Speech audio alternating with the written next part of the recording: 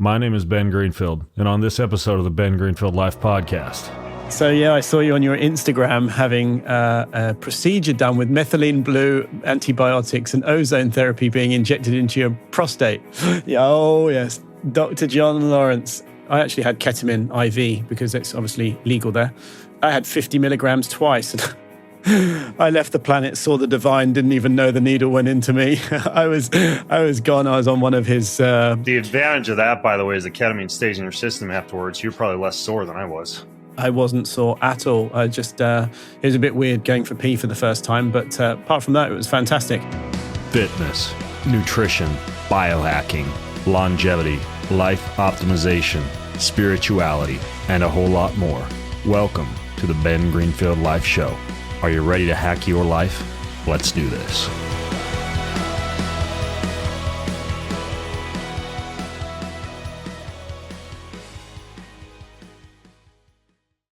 I just got done with a fantastic podcast episode. I interviewed this guy named Tim Gray. He's known as the UK's leading biohacker. Anyways, we talked about like methylene blue, ozone, the guy who ate a human finger, alcohol microdosing, the latest health hacks, and plenty more. One of the things that came up was we're going to be in London. So if you want to go to this event in London and join Tim and I and try out all the crazy stuff we talked about, go to bengreenfieldlife.com/HOS24, as in Health Optimization Summit 2024, bengreenfieldlife.com/HOS24. In addition, if you want the show notes for everything that we talk about in today's show, go to bengreenfieldlife.com/BiohackerTim. That's bengreenfieldlife.com/BiohackerTim. I'll link to episodes mentioned, products, supplements, technologies, everything we talk about. The show notes will be juicy for this one. So bengreenfieldlife.com/BiohackerTim, and the show notes are there. And then hit us up at the summit in London this coming June 15th and 16th at bengreenfieldlife.com/HOS24, where you can get your ticket or your VIP ticket. I hope to see you there. Ben, it's great to have you on the podcast, or the dual podcast today. Looking forward to this riffing session. Yeah, it's kind of turned into an annual thing, huh? I've seen in the headlines you advertise as the UK's leading biohacker, and I've heard me advertise as America's most foolish biohacker. So, the great minds unite. So here we are yet again. Totally. It's funny the labels that people give us. I know. It's kind of this is always fun, though. It's kind of like our annual random show review of all things biohacking and health optimization. So I get a kick out of it. Yeah, totally. Me too, actually. Yeah, so I guess it's our third year. Oh, third year. Yeah, probably. What is this? The third year I've been coming over to the, we usually do this as the lead up to the Health Optimization Summit. So yeah, I get to pick your brain about all the crazy technologies you're going to have over there. Yeah, man. So what's been new lately? You added anything interesting into the daily routine? Well, I'm going to start right on in with the most extreme thing I've done in the year, actually, that you recommended on your Instagram a few months ago. Oh, yes. Dr. John Lieurance. So yeah, I saw you on your Instagram having a procedure done with methylene blue, antibiotics and ozone therapy being injected into your prostate. And I was just like, Ben is definitely out there. And yeah, I mean, I want to hear your feedback on it, but I was on a walk with John when I was down there in Florida, and he's telling me about this protocol that had plummeted prostate-specific antigen in people and resulted in a marked reduction in nighttime urination frequency. And my ears kind of propped up when he talked about that, just because what guy doesn't want to wake up at night to pee less? So anyways, it involved you did it, Tim, super long needle that goes into the prostate. Fortunately, there's a little bit of numbing and what's it called? The nitrous oxide, the laughing gas that he has you breathe as you're doing it. So you don't feel as much pain during, but yeah, he injects the prostate using ultrasound guided imaging with methylene blue and ozone. And interestingly, there's a little bit of an antifungal, antibacterial effect of that as well. So hurt like a mother. This is probably bad advertising for him. Hurt like a mother for like 2 or 3 hours after he'd injected. It was just sore down there. I had like an ice pack on my crotch, and I'll be interested to hear your experience. But basically, Nighttime urination reduced significantly. And what's super interesting, I didn't expect this. This might be a little bit of a grimace TMI for people, but my wife, for the longest time, had been kind of like having almost like cloudy urine in the morning, almost like a yeast fungal type of thing, most likely, and totally went away after I did the procedure. And I think that, and Dr. John verified that this often happens. Men carry yeast, fungal infections, et cetera, in their prostate. And this seems to have nuked that, because as soon as I got home, whatever I had likely been passing on to her during sex just completely disappeared. Yeah, I I concur. I mean, when you shared out about it, I was like, this is out there. But I'd had prostate issues on and off for years. When it's used too much, it flares up a bit. And also, my partner at the time was getting frequent urination after sex. So of course, when I saw it, I thought, I'm going to dive in, and I'm going to Miami anyway, so I'm going to take a drive up and see him in Sarasota. And I obviously didn't have the nitrous oxide. I actually had ketamine IV because it's obviously legal there. And I had 50 milligrams twice. I left the planet, saw the divine, didn't even know the needle went into me. I was gone. I was on one of his... The advantage of that, by the way, is the ketamine stays in your system afterwards. You're probably less sore than I was. I wasn't sore at all. I just, it was a bit weird going for pee for the first time, but apart from that, it was fantastic. And so I went back and did it a second time as well a few weeks ago. And as I was lying on there, high, out of my head on ketamine while they were doing this procedure, and I could, I was listening to this meditation device on a vibrating warming pad and whatnot. And I was just like, what do I get myself into? What am I doing? But to be honest, the frequent urination has been fantastic. I've not been waking in the night to go pee at all. There's a lot less pressure there, and I'm peeing faster as well. So, for the ladies listening to this, sorry we've gone on about this for men, but I think the benefit, as Ben said, for the females in our lives is fantastic, because, getting UTIs after sex is quite common for women, and that's because men harbor bacteria and yeast in their prostate. Yeah, Tim, you can't gloss over what you said there, the interesting urination afterwards, because that's the only time I've ever, pardon the expression, earmuffs on the kids in the minivan, farted out of my dick. Matter of fact, Dr. John came up to me afterwards and said he wants to rename it the barking elephant protocol, because that ozone gas has to go somewhere. In this case, it came out the urethra. So instead of pee, it was just gas. I had that, and I was like, I'm pretty sure I should not be having air coming out of that thing, and it was very strange. I was like a bit freaked out. So I'm glad you had it too.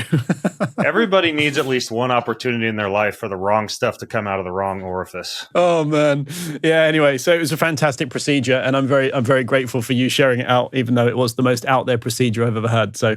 Yeah, absolutely. So, related to maybe not fringe procedures, but actual technologies, the past few years, I've kind of picked your brain about anything cool that might be appearing at the summit this year, at the Health Optimization Summit in London. Is there any kind of insider glimpses you can give us as to any new technologies? I think last year was some kind of what was that thing? It was like a big anti-aging plasma technology bed or something like that. The human regenerator. So yeah, ions, electrons in a 50,000 volt electric static field. So basically, recharging you on a cellular level. That was fantastic, actually. I love that device, but a bit too expensive to have at home. Yeah, that was like over $100,000, I think. And I went and tried it and felt super relaxed afterwards. There's a bed over here that's been going around to the different health expos in the US, at least, called the Immortal, which is ozone therapy, PMF, infrared, sound therapy, kind of all in one. And it's a similar type of thing, but just not that accessible to the general population to put in their own home. But what are you excited about this year over there? Personally, it's not new, but I'm most excited about actually is BrainTap again, because I lost track of my BrainTap. It actually broke quite some time ago, so I hadn't been using it. And I forgot how amazing it is in terms of putting you into alternative states. So if you're doing a ketamine journey, for instance, and you put your BrainTap on, it's fantastic. Or if you had a stressful day, or if you want to get ready for bed. So I've actually refound my brain tap, and they're at the show actually quite in a big way this year. So I'm really excited for that. And they've got a really, really nice experiential booth set up. We should probably explain to people what the brain tap is, huh? Yeah, so it's think of it as headphones, similar to what I'm wearing right now, if you can see, with like a mask that comes down with LED lights behind it. So it changes different light therapy for your eyes to help induce states, and gives you audio, which does have Dr. Patrick Porter's voice in it sometimes, in terms of hypnosis. So you can hear chilled tunes with hypnosis over the top of it. And sometimes they have different words in each ear. So therefore, your unconscious accepts, because you can't listen to both. So it puts you into different brain states. And I find the best time for me using it is actually when I'm in a hyperbaric chamber.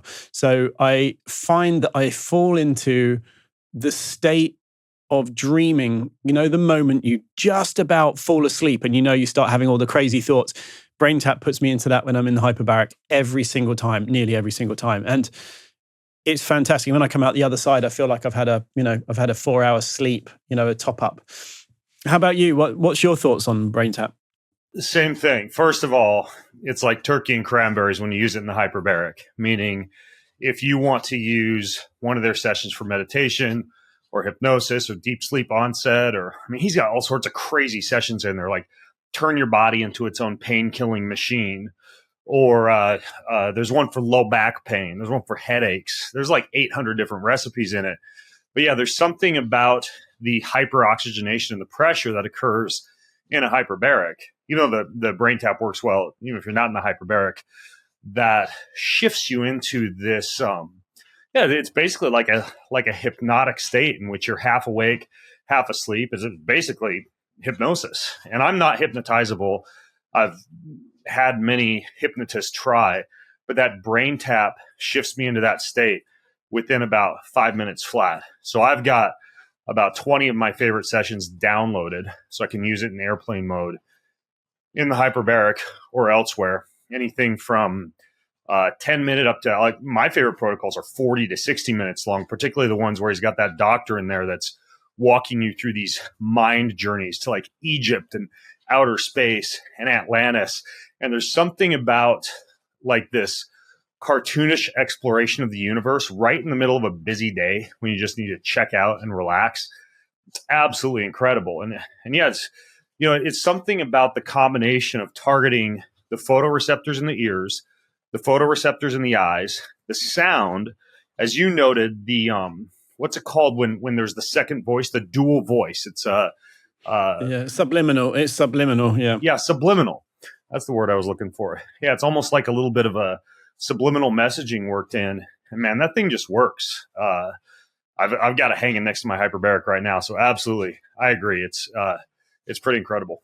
Did you do a track on it once? Was it on brain tap? Glad you asked. Yeah, I've got 6 tracks on the brain tap. Most of them are spiritual in nature, like gratitude exploration, breathing protocols, prayer protocols. And then I've got this other app I've been working with called the Breath Source. I don't know if you've messed around with that one, but I was looking for an app that could combine spirituality and breath work, because I find that breath work helps to shift me into a little bit more of a spiritual state, and combines well with prayer, reading scripture, etc.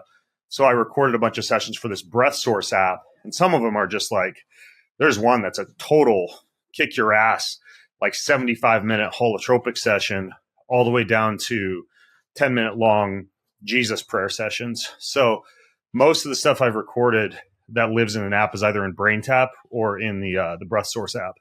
Yeah, it's good. It's really good. Isn't it crazy how breathwork is going, literally exploding everywhere right now? I mean, in London, we have different breathwork session pretty much every night of the week in different locations everywhere. It's like really catching on quite quickly. I think it's bringing a lot of people into the space. I have a new guy I've been following. I'll tell you about him. His name's Kitaro Waga, Kitaro Waga, Waga. My sons and I are going to go over to Germany in December and do a Wim Hof course together. Just as kind of like a little father-son adventure, out in the mountains with the ice and the breath and everything, because they're leaving to go on their gap trip. They finish high school here in a few months, and they're just going to go travel the world by themselves, just to, learn how the world works at 16 years old. So they want to do Ireland, Iceland, and Scotland. They got a bunch of hikes and farm stays and hostels all picked out. And then we're meeting up in Germany at the end of that for Wim Hof. And, a lot of these breathwork apps, Othership would be one example. There's a lot of YouTube channels, obviously. There's that Breath Source app that I talked about. Many of them have kind of like a pranayama breath of fire type of feel to them. A lot of times the demos will be like, a lot of really rapid, sympathetically stimulating breath work. That's really not like classic Wim Hof, though. And this Katara Waga guy, he's got a bunch of free sessions on YouTube, right around 20 minutes in length. And this is what my sons and I have been doing in the morning. Like we did a session this morning. We just finished about an hour and a half ago. And it's more of a cadence like this. It's belly, chest, head.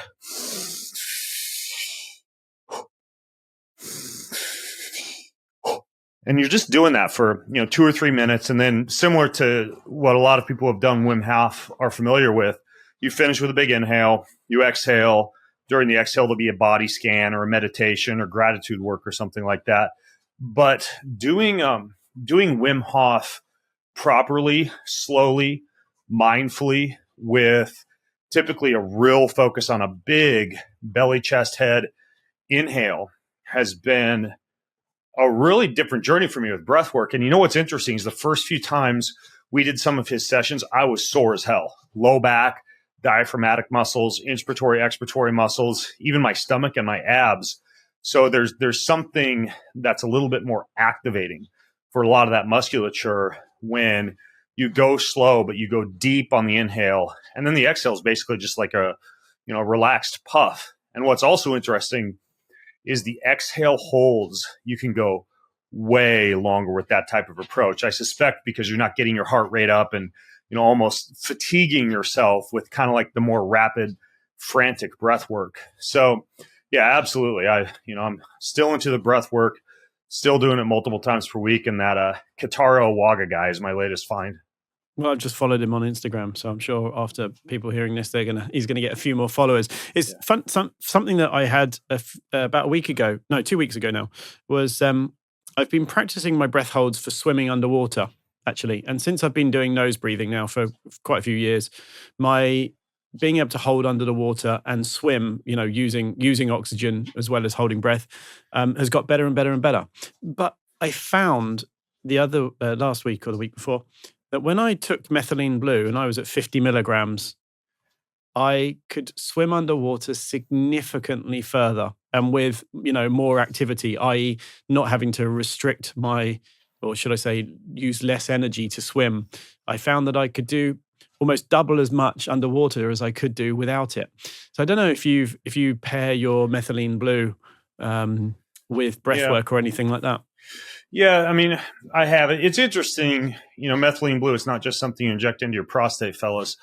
It's a very interesting selective antioxidant. So, for example, it'll quell the formation of some reactive oxygen species like, endogenous nitric oxide synthase, which can cause harm and cell damage, cell membrane damage long-term, while it also acts as a pro-oxidant, that's a mild oxidative stressor, as well as an antioxidant. The only other thing I think kind of works similarly is molecular hydrogen. But methylene blue, of course, also, I shouldn't say of course, as though people know this, but it helps to activate the cytochrome C oxidase pathway, meaning that in response to photons of light, oxygen, even radiation that you might get from PEMF for grounding or earthing something like that, it'll increase ATP production, and hence, the oxygen that you might be holding for a breath hold is going to go for a longer period of time because less is necessary for ATP production.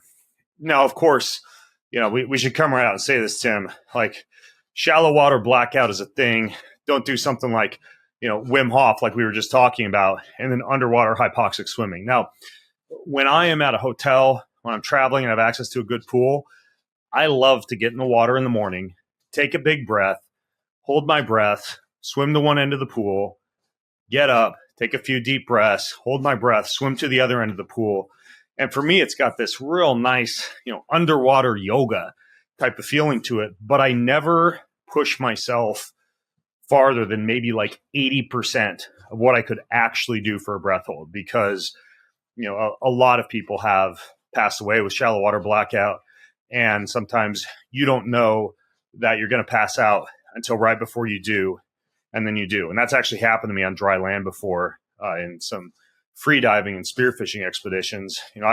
My last spearfishing expedition, 5 a.m., I knocked myself out on the dock and just woke up with my son standing over me asking me what happened. So you do need to be careful. But yeah, methylene blue, it's interesting in that sense. And this is actually something I was thinking about mentioning or talking about at the Health Optimization Summit in more detail when I come over to London this June. And that's this idea of mitohormesis.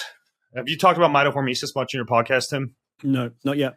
Okay, so when you look at oxidative stress and the whole free radical theory of aging, which is also known as the mitochondrial free radical theory of aging, and somebody can make an M or F-er joke somewhere in there, the mitochondrial free radical theory of aging. It's this idea that reactive oxygen species, superoxides and the like, hydroxyl radicals in the body can cause cellular damage, DNA damage, and accelerate aging, which is a reasonable hypothesis.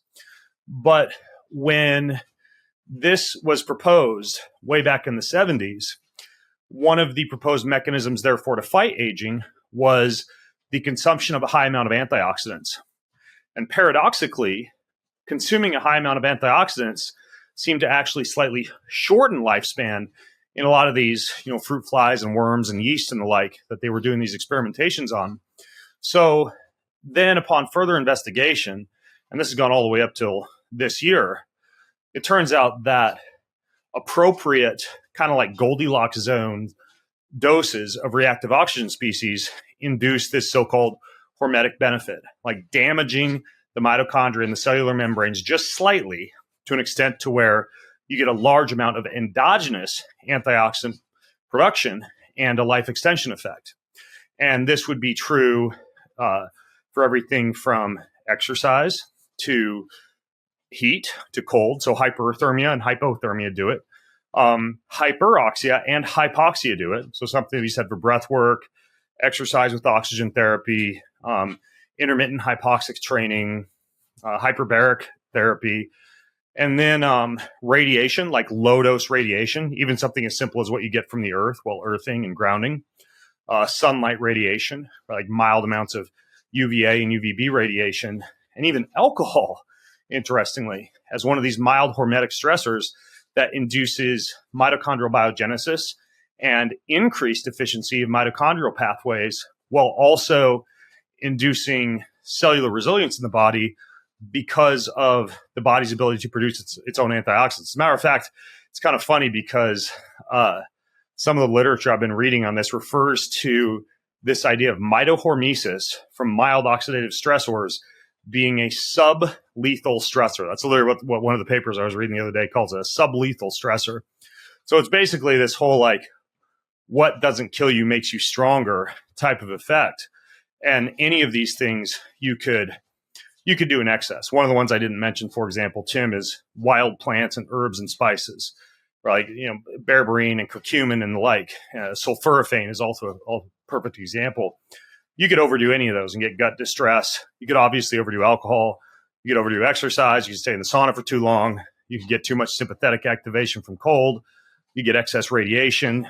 You get sunburns from the sun. But in small doses, these things are all inducing a mitohormetic response. And back to methylene blue, the fact that methylene blue acts as a selective antioxidant, so rather than like high dose vitamin C or vitamin E or some kind of antioxidant powder that would quell the hormetic response, methylene blue and hydrogen would be two examples of an antioxidant that is not going to limit Mitohormesis. And that's not to say that other antioxidants aren't appropriate, but you wouldn't want to do them close to a heat session or a cold session or an exercise session. And you want to be careful with dosage. So yeah, I am a fan of methylene blue. Yeah, I mean, I read a book on methylene blue recently. I can't remember what the title was, but it had methylene blue in it, so it's not going to be it's going to be fairly easy to find on Amazon. But I was shocked by the amount of benefits and how selective it is for bad cells and damaged mitochondria, apparently, and how it avoids the cells that doesn't need it and goes to the cells that does need it.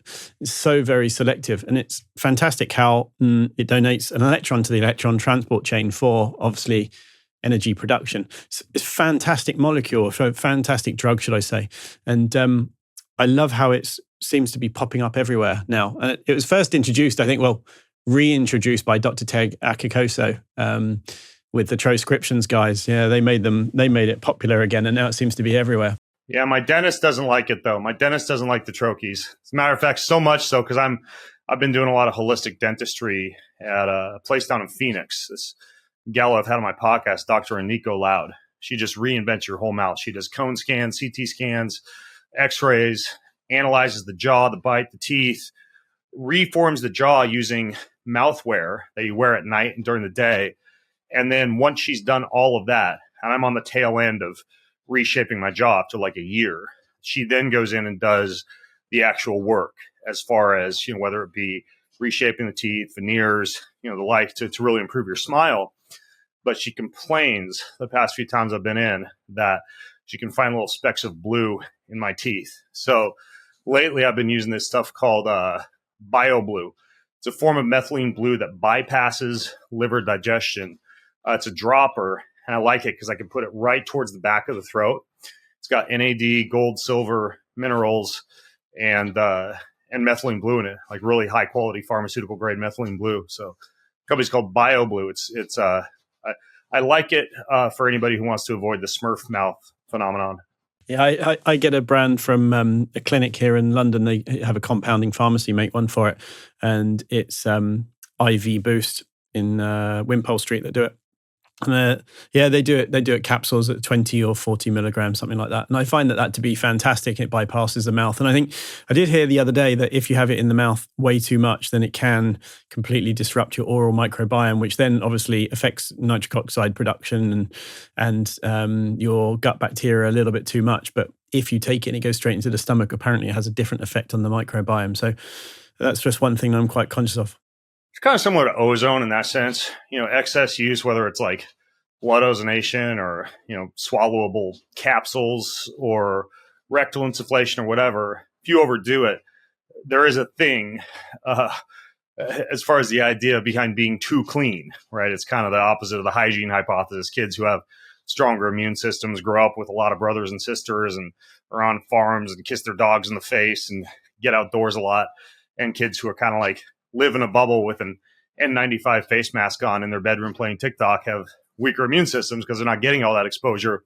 Well, we as biohackers could create the same scenario with excess methylene blue or ozone or anything like that. Yet, I think there's a protocol that Dr. John Lieurance suggested of about 4 to 5 days on, 2 to 3 days off with methylene blue. And then with ozone, my own approach is I actually do mouth swishing with ozone.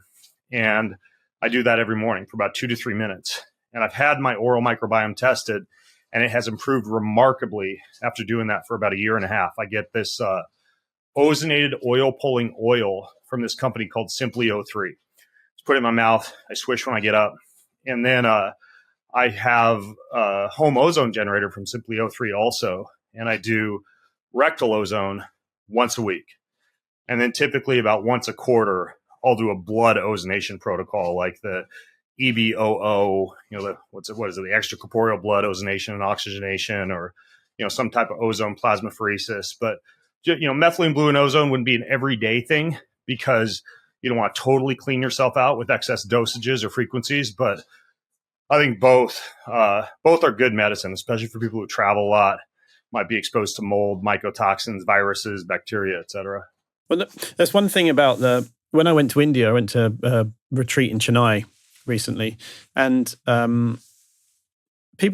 English people, or should I say Westerners, get food poisoning or deli belly quite quickly. But when the Indians come to England or the West, they don't get London belly or whatever. And I think that's just, I think that shows quite clearly how, we're wrapped in, bubble wrap or cotton wool or whatever. And we're so clean these days that it causes us problems. And, they don't have the same health problems that we do, and I think their microbiome profile is significantly better than ours in the Western world. Yeah. Well, they don't have the same gut, obviously chronic disease like obesity and diabetes, especially since seed oil has replaced ghee and coconut oil and some of the common cooking oils over there. Those are all issues. But, and I've seen this as well, the actual microbiome of the Indian population is more diverse as far as microbial diversity compared to those on a standardized Western diet. And that's likely due to the high intake of plants, legumes, a lot of fermentable carbohydrates. The flip side of that is, because I recently got back from India as well, guys there want to put on muscle and they have a hard time doing it because it's hard to get enough protein and calories from plants without getting a little bit of bloating and digestive distress. Yet on the flip side, their microbiome is very healthy. I don't know if I ever told you this, Tim, but that was my second time doing a tour of India. And my first time, which was about 3.5 years ago, I did a pre and post gut test. And I ate the Indian diet when I was over there. Again, like a lot of foods I don't even like, frankly. I'm not a huge fan of legumes and beans and not eating much meat and, huge platters of plants. But I took one for the team and I did it. And my pre and post gut test with India, and this is published on my website like 3 or 4 years ago, the microbial diversity was through the roof. At the same time, I had a lot more gas and bloating, because probably my gut had to get used to it. But yeah, you're right that there's something to be said for the immune boosting effects of increased microbial diversity from eating a diet that is rich in a wide variety of plants and legumes and herbs and spices, if your gut can actually handle that. And if it can't, there's other things you can do, like immunoglobulins from colostrum or, the human milk oligosaccharides you'd find in yogurt or dairy, the use of some of those other things we were talking about, like ozone or methylene blue, fiber sources that don't ferment quite as much, like a lot of, kimchi, sauerkraut, things like that. But yeah, it is interesting to compare the diets of different populations. Before we move on to the next point, because you just mentioned colostrum and I want to ride on that one, but I just want to point out something. So I find that not a lot of things really upset my gut like they used to because I've worked on it so much. However, one thing that does hit me quite hard is when I have artichoke and I give off 30 foot, I'm walking along for 30 foot worth of gas. And I heard the other day that someone was saying that if that starts happening, then you should power on and have more because it's the prebiotics that's causing the bacteria to actually repopulate. But I tried that, but to be honest, I just kept on having serious bloating and farts for ages. So I don't know. What do you think? The response to prebiotics, resistant starch, green bananas, artichokes, so-called high FODMAP foods, fructans, oligosaccharides, disaccharides, and polyols like you would find in wheat, garlic, onions, and apples. A lot of people, especially those who have small intestine bacterial overgrowth or SIBO, they have genetic predispositions in terms of their microbiome in their gut that dictate high amounts of hydrogen or methane production in response to those foods. And even with like an herbal eradication protocol or rifaximin or certain things to just like nuke the bacteria in the gut, those people always struggle with not fermented carbohydrates, but fermentable carbohydrates, like some of those I've just listed, including artichoke, a lot of these common gut healing powders that are high in inulin and other resistant starches.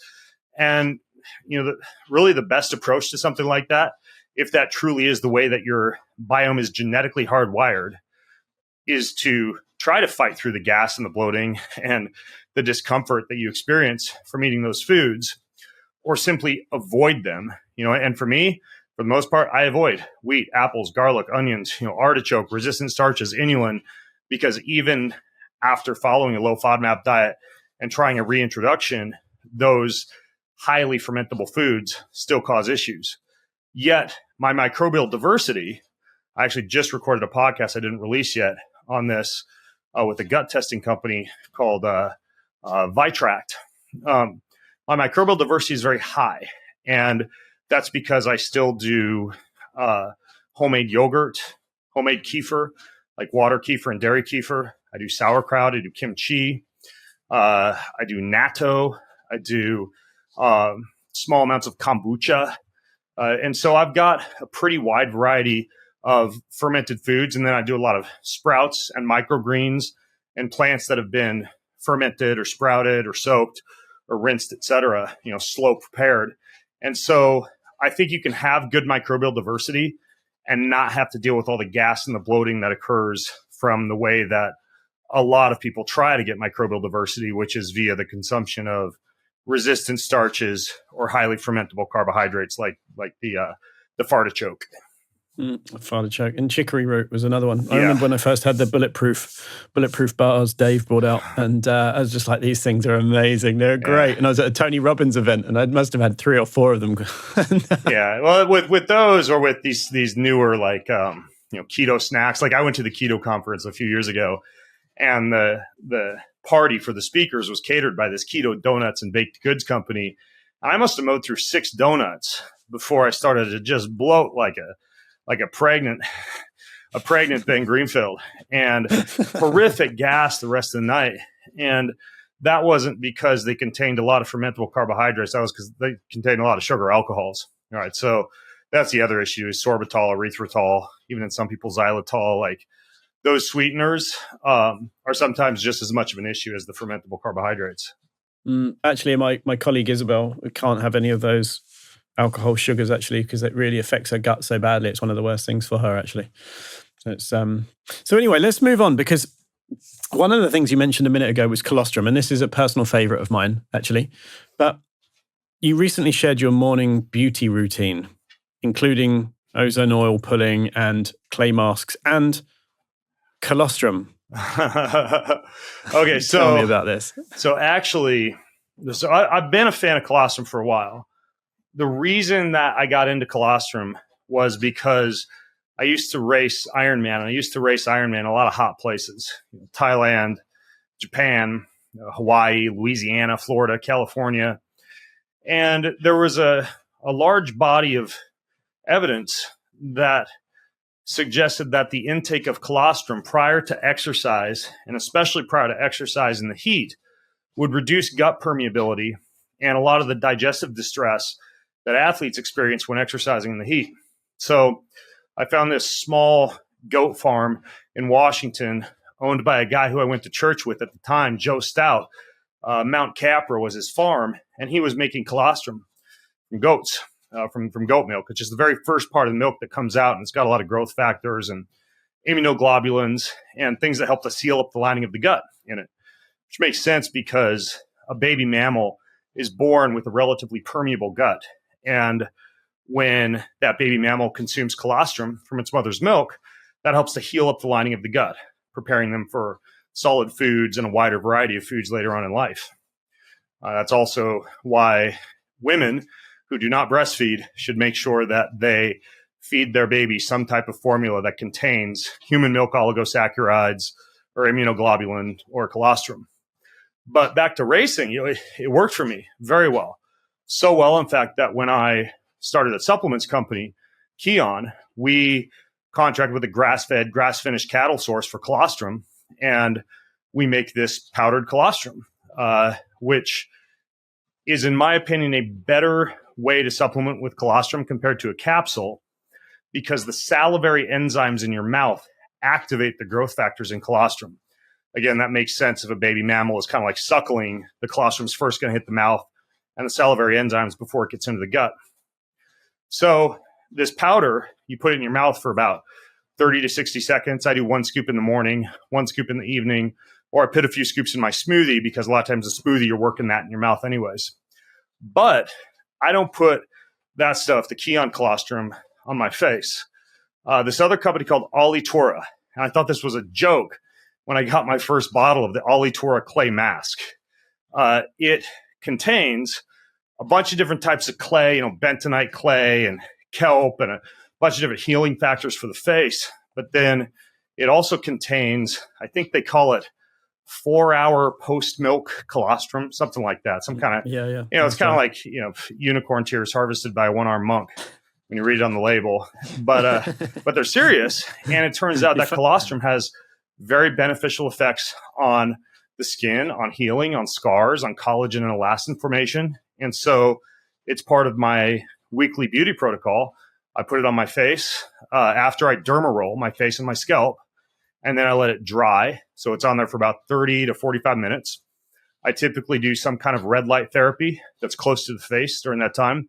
Not a sauna session because it'll all just melt off, clay on the floor of your sauna. But usually like a red light face mask or just standing close to one of these red light panels. And then just, rinse it off and get on with the day. And compared to probably a more effective, but also more expensive microneedling beauty type of protocol you could have done at a medical spa, it's a pretty cool way to DIY your own version of that at home. I've been doing that for like 3 years now. And I feel like my skin is pretty healthy, particularly on the face. And it seems to have an effect on hair growth and hair quality as well. So I'm a fan. Amazing. Yeah, I mean, so it's Lieurance brand. Obviously Andy from Lieurance that brings out has got a really good range of products actually out there. And they did a scent once that I really used to like. Yeah, Presence. Their perfume or their cologne, their fragrance, Presence. It's fantastic. Yeah, so that's Lieurance is the brand. There's one thing that you just said about having red light on your face after you had put the colostrum on and the clay. There's actually a mask that is called the Cure mask, Qure, and it's a red light or colored light therapy mask. It's a proper one. It's not like a lot of them on the market actually look like a plastic sheet, something like your Hannibal Lecter. This thing has got silicone lining. It's got various different protocols for different light therapy and things like that. Actually, they sent me one of these things. It's actually really nice. And I find that using copper peptides, the serum and the face mask together as well works really, really well. Yeah. Was that the red light mask that was in the video about two biohackers going on their first date? Did you see this video? Yeah, they had something similar. Yeah, I mean, it looks nice. I have probably one of the cheapo wraparound red light ones that I steal from my wife's drawer. But yeah, that's interesting that you say that about copper peptide. It's probably a good insider pro tip for people. Not a lot of peptides are absorbable transdermally, but GHK copper peptide is about 50 Daltons as far as the size goes. So that one actually has a lot of beneficial effects and anti-inflammatory effects for the skin. And you can apply it topically or transdermally, just like you could like magnesium on a sore joint. And it's fantastic for joints and for the skin. And then the other thing that's interesting about these peptides is, a lot of the injectable sources are becoming frowned upon, at least by the FDA over here in the US. So I've been getting more and more into oral peptides. So there's one company called Limitless Life Nootropics over here, and they have some really great performance peptides, like one called 5-amino-1-MQ, probably the top of the totem pole. The guy that told me about it, Ryan Smith, who runs True Diagnostics, he improved his vertical by several inches, didn't change his training at all, and just started supplementing with this. And even though this wasn't a study, obviously, it's pretty anecdotal. He said that he feels that was the thing that did it. And this other company out of Australia called Level Up Health, they've got oral BPC 157, tirazepeptide, KPV, GHK copper peptide, a bunch of stuff that's orally bioavailable. And so they're one of the better oral peptide supplement companies out there, is Level Up Health out of Australia. This is interesting for anyone who wants a done-for-you, complete, biohacked home. I am selling my entire tricked-out house located on 8.5 acres of forested land in Spokane, Washington.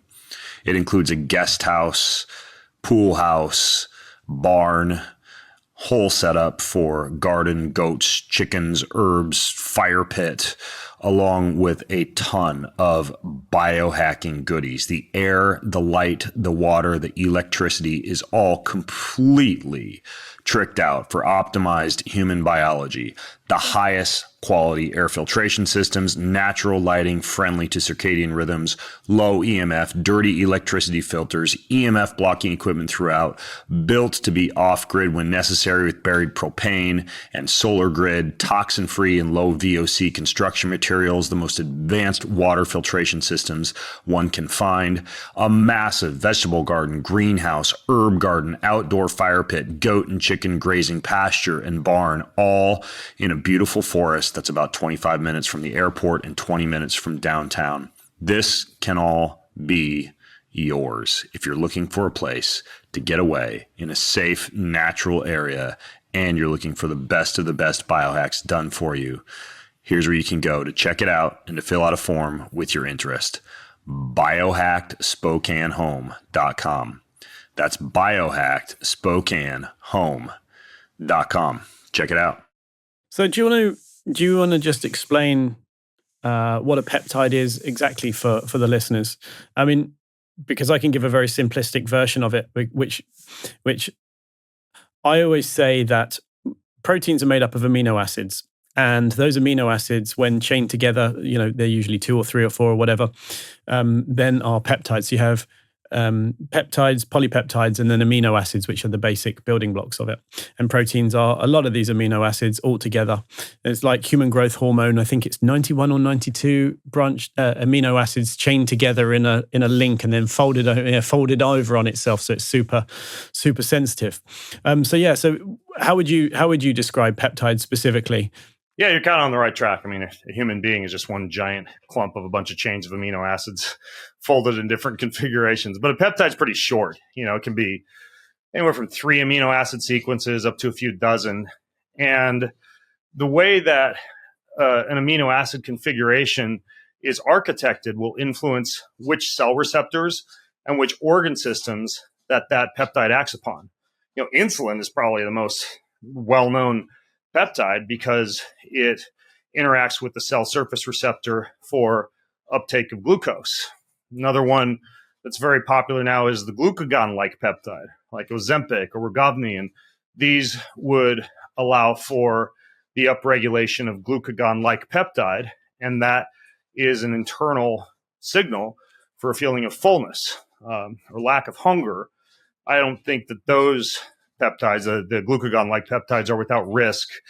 There's some data about acute pancreatitis and some different mental type of issues, even depression and anxiety. And I'm not a huge fan of those. I think they're one giant human experiment. And considering that there's certain extracts from hop, the same stuff you'd use to make beer, as well as certain probiotic strains, particularly Akkermansia, and a few others that work similarly, I think that there are ways to suppress hunger really, really well without taking glucagon-like peptide. I would say the top 3 would be drinkable ketones, a product called CaloCurb, which is made up of these hops. And I do a couple capsules of that after lunch, and I don't think about any food until dinner. And dinner's usually a good 6 or 7 hours after lunch for me. And then Pendulum, the company that was made famous by producing this Akkermansia-based probiotic, which is fantastic for the gut. They have a new one. It's basically, I think it's actually called GLP-1 something, but it's a probiotic strain or series of strains that simulate the same feeling of fullness as the injectable GLP-1 agonists do, the actual peptides like Ozempic. But basically, these peptides will act on different areas in the body. Like BPC 157 is very anti-inflammatory. It's like a healing gastric peptide. Another one called TB 500 works on the thymus gland and on tendons. There are so-called peptide bioregulators, very short peptide chains. One that will work on the pineal gland, one that will work on the thyroid, one that will work on the gonads for testosterone production. There's a whole host of different peptides. And I actually recently released, I think it should be on my Instagram page still, a peptides cheat sheet that's got like 20 of the different most commonly used peptides listed and what they're good for and how to take them and whether they're orally available, injectable, et cetera. So maybe I'll link to that in the show notes if people want to see it. But yeah, peptides are, I mean, they're kind of spendy, and you got to know why you're taking what, because there's like a billion. I mean, you don't want to take all of them, but if you have specific issues that you want to target with the peptide, they're kind of like a laser pointer as far as the precision with which they can be used. Yes. I mean, one thing that I think is so fantastic about them actually is, and someone once said to me, I think it's the future of medicine, because obviously peptides are naturally occurring often if in the body. So for instance, they're things that the body produces itself to heal itself. So for instance, BPC 157, I remember a piece you did on it, said heal like Wolverine. I think it was like years ago, it must have been like 5 or 6 years ago now. And that was my introduction actually to BPC 157, was your article on it. And it's funny because the BPC 157, for instance, if you cut yourself or you need to heal from something quickly, then using BPC 157, I think it's almost the indicator for your body to start healing itself in some way. And so I always stack that with TB 500 and BPC 157. For instance, I had a surgery and it was supposed to be, quite a long healing time, red light therapy, BPC 157, TB 500, and red light therapy, and I was healed in no time. It was like a third of the healing time. The surgeon said it was a miracle. And I said, no, it's biohacking. Yeah. Hey, I was going to ask you, do you have any crazy guests who are coming over to the symposium this year? Like, I think last year I met this guy named Jack. Was it Jackalocha? Jackalocha. Yeah, Jackalocha. And he's like this crazy guy who's, he's eaten just about everything on the human planet, including a fried human finger. And he's this crazy, like, shaman guy who does intravenous DMT infusions. Just super wacky, but intriguing dude. But I don't know, you got anybody interesting coming over this year? I love Jack. He's a very dear friend of mine, neuroscientist. Yeah, he did an hour-long DMT IV study in London last year. It was pretty heavy stuff. I mean, the lineup this year it's actually looking quite amazing. We don't have anyone quite as weird and wacky as Jack. I don't think anyone can top Jack, to be quite honest. But some of the stories I've heard from Jack are just incredible. We've got Stephen Gundry coming this year, which I'm really looking forward to actually, and JJ Virgin as well. I'll be sure not to buy any kale at the cafe out there. Yeah, you're right. And Sadia Khan as well. It's Sadia Psychology from Instagram. I'm not sure you've heard of her, but she's big psychology and dating and relationships and whatnot. So she's actually someone I'm really interested to hang out with this year. But also Callie Means. I don't know if you know Callie or not, or if you've recorded with him yet. Yeah, it's Casey Means' brother, the guy who's been kind of going around doing a little expose on the pharmaceutical industry and metabolic disease. Yeah, that's exactly. Yeah, I haven't interviewed him yet, but he's fascinating. Oh, he's brilliant. I love Callie. He's awesome. Yeah, I mean, I can't remember where I heard him. I saw him on TV somewhere or other, and he was like, used to work for, the cola corporations, and was a whistleblower on it. So all the tricks behind the scenes. Yeah, well, better hope you get him over there soon, because he's probably gonna get assassinated. Yeah, I hope not. Gary Brecker, actually. So yeah, Gary's coming.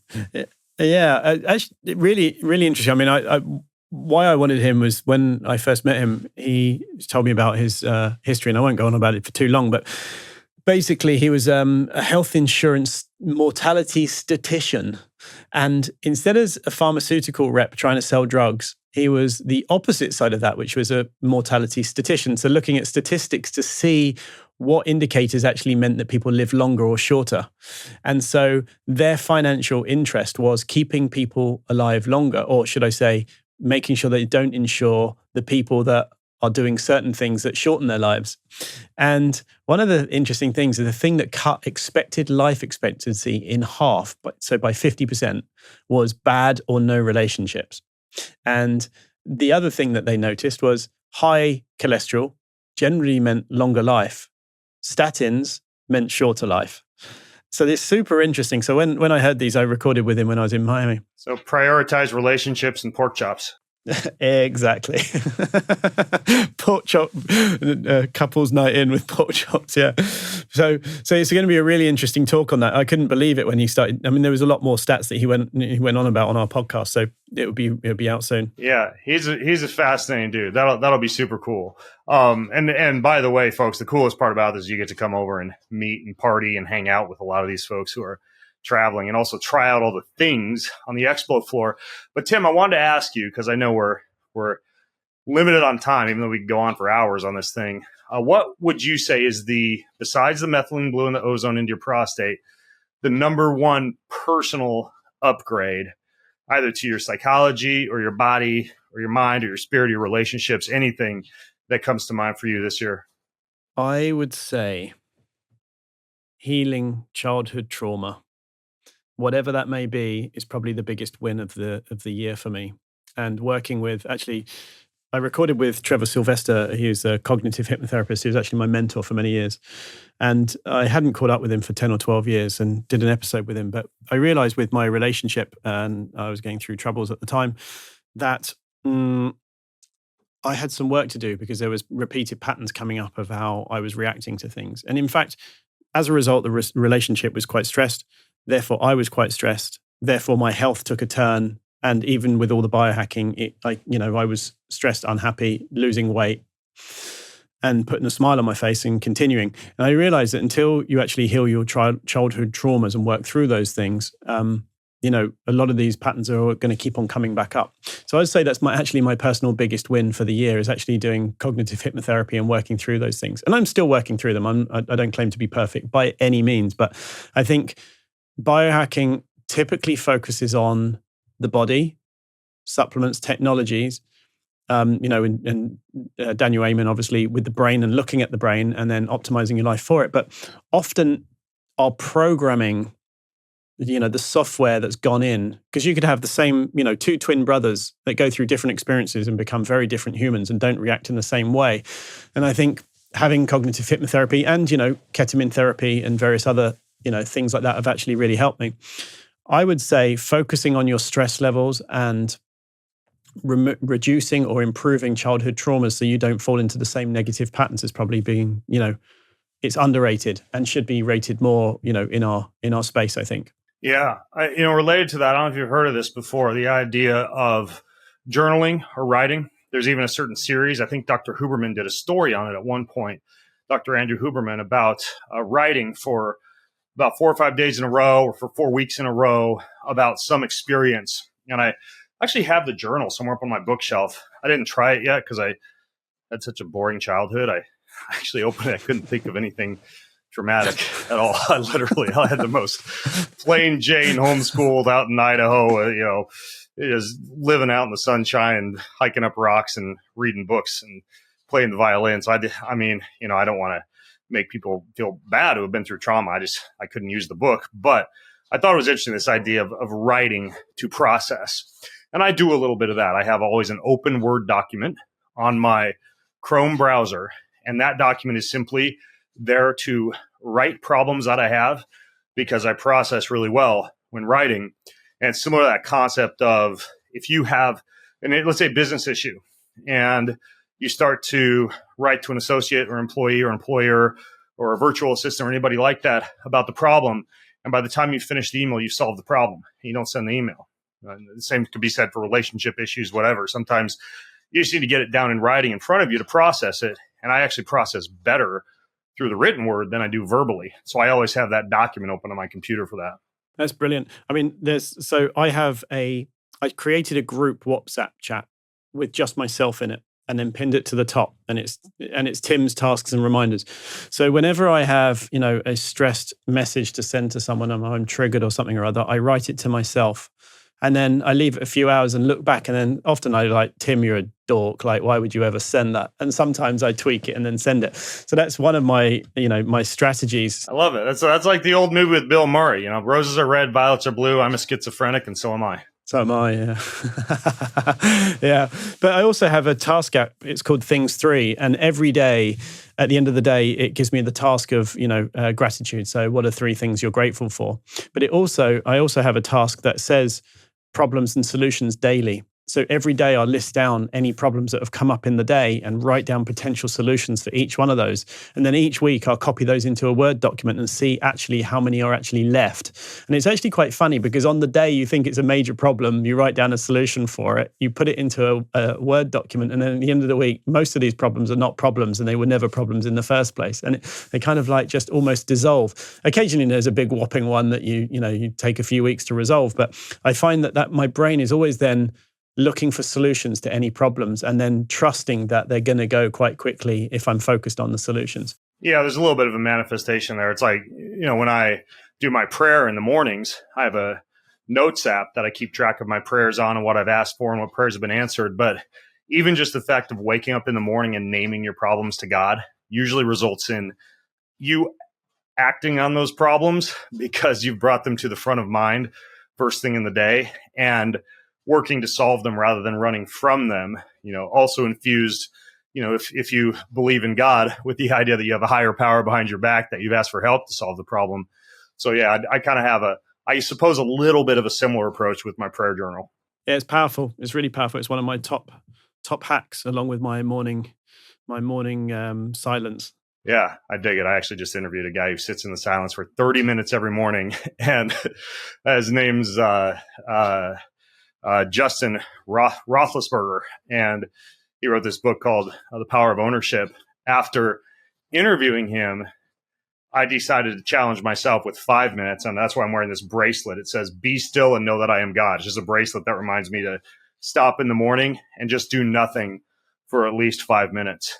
And it's actually been really interesting, because a lot of people, if they have a spiritual practice, it's kind of like a 911 phone call with God, like, give me this, give me that. Hey, I need help with this, I need help with that. But when you just sit and listen, it becomes a two-way form of communication. And a lot of times you'll hear kind of a little bit of a nudge, a little bit of a voice, a little bit of direction. Sometimes you'll see a word or a phrase. And I'm not quite up to 30 minutes, but even just 5 minutes of doing absolutely nothing in the morning, but just thinking and listening to the voice of God has been something that I really, really been digging lately. Yeah, it's powerful. It's very, very powerful, that morning silence. So one thing I want to touch on before we wrap up is just that you recently spoke about microdosing alcohol, which is really controversial to a lot of our listeners and followers because, you can't drink alcohol. Why are you doing that? Obviously, I do drink alcohol from time to time. I love a Negroni. I like clean alcohol or dry farm wines, biodynamic wine. But why do you think microdosing alcohol is good for you, Ben? Comes full circle to what we were talking about as far as mitohormesis. The stress induced by 1 to 2 servings of alcohol induces an endogenous antioxidant production of things like glutathione and superoxide dismutase that, unless people actually have some type of acetaldehyde enzyme insufficiency or inability to break down the byproducts of alcohol, outpaces the production of free radicals and any so-called toxic effects of the ethanol.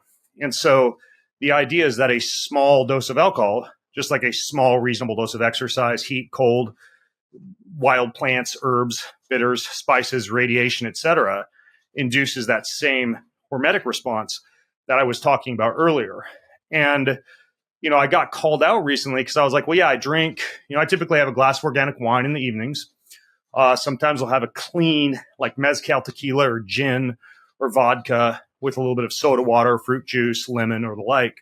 A few times a week, I still do the ketone drinks, the Ketonade hard ketones, which is 1,3-butane-diol, which is technically an alcohol, but it's a ketone, doesn't produce acetaldehyde like alcohol does, but kind of socially lubricates you in the same way that you might be looking for from alcohol without any of the side effects if you have a sordid past with alcohol or alcohol use disorder or something that might make alcohol a bad idea for you. But I've also talked about, and this is what I got called out for, well, yeah, I do alcohol, but I'll take some glutathione or N-acetylcysteine and I'll take like dihydromyricetin the next morning to make sure I sop up any acetaldehyde that might be left over in the liver. And people are like, well, if it's so good for you, bro, why do you have to do all that stuff to combat the damage? I'm like, well, look, I do like hot, cold contrast, foam rolling, and recovery boots to recover from exercise. I replenish with minerals and electrolytes and hydration when I've gotten out of the sauna. I do burpees and push-ups to warm up when I get out of the cold. I take digestive enzymes to assist myself to digest a meal, including a meal that has hormetic stressors like plants and herbs and spices. And, even, if I'm flying or something, get exposed to low amounts of radiation, I'll even take iodine to help out with that a little bit. But the idea here is the idea should not be that just because you take certain things to enhance the effects of or mitigate any unwanted side effects of a compound, that doesn't mean the hormetic stress from that compound is still not doing you a favor. It's kind of like you can have your cake and eat it too, right? And literally, like you could take berberine or bitter melon or one of those glucose disposal agents we were talking about earlier and have a piece of cake or a piece of bread or a cracker or a cookie and experience a lower blood sugar response, but also get the benefits of the sugar and the carbohydrates and the glycolysis and also the enjoyment of the cookie. And the same can be said for alcohol. It's like small, frequent doses, not in excess. I haven't been drunk in over 15 years. Rarely have more than 2 drinks. Usually accompany the drinks with some type of, something to sop up any excess acetaldehyde that might be left over, like, Z-Biotics or DHM or something. But there's a lot of data behind the fact that there is no risk of mortality with 1 to 2 drinks a day. And in fact, there actually may be cardiovascular benefits and potentially even life extension benefits due to the endogenous antioxidant production, the cellular resilience, and the hormetic stress effect. I concur. And I think the same with, for me, I find glutathione makes all the difference. And there's actually a brand that's at the conference. It's called Hanayo, and they are nano liposomal, basically. And I find that if I have 3 droppers of that after I've had a drink, my HRV doesn't get affected. My heart rate doesn't get affected. I don't wake up feeling groggy at all. Yeah, liposomal is the second best form of glutathione. The reason for that is that glutathione get broken down into cysteine, sulfur, and I believe glycine. And a lot of people are sensitive to sulfur, and they have a deleterious response to oral glutathione, even though it doesn't happen as much with liposomal. But the best form of glutathione is transdermal, just like the peptides that we were talking about. There's one brand called Glutaril, and it's you spray it on. And for people who take glutathione and don't feel that great afterwards, that's a good solution. Amazing. So we could go on forever, Ben. We got a list of things to talk about. I mean, I think I'm really looking forward to seeing you again in June for the summit. Really looking forward to it. It's going to be the biggest show we've done yet, with probably 30% more people we're projecting right now. And the show is 150 vendors, so 150 different biohacking brands to check out. And I expect about 3,200 to 3,300 people. So it's looking pretty big this year. Really excited for it. Dude, I can't wait. Our conversation is just a tiny taste of what people are going to get over there. And dude, you know this, like I freaking love it. I'm like a kid in a candy store over there every year. And so yeah, if you want to come, if you're listening, you want to come party with Tim and I, I'm sure wherever you hear this, wherever you visit the show notes, there'll be links to the summit. So get in while the getting's good. Tim, it's always incredible to talk with you. I always learn likewise, man. New things about what I can put in my body or write down or learn about. So thanks so much, man. Do you want free access to comprehensive show notes, my weekly roundup newsletter, cutting-edge research and articles, top recommendations from me for everything that you need to hack your life, and a whole lot more? Check out bengreenfieldlife.com. It's all there. bengreenfieldlife.com. See you over there. Most of you who listen don't subscribe, like, or rate this show. If you're one of those people who do, then huge thank you. But here's why it's important to subscribe, like, and or rate this show. If you do that, that means we get more eyeballs. We get higher rankings. And the bigger the Ben Greenfield Life show gets, the bigger and better the guests get, and the better the content I'm able to deliver to you. So hit subscribe, leave a ranking, leave a review if you got a little extra time. It means way more than you might think. Thank you so much.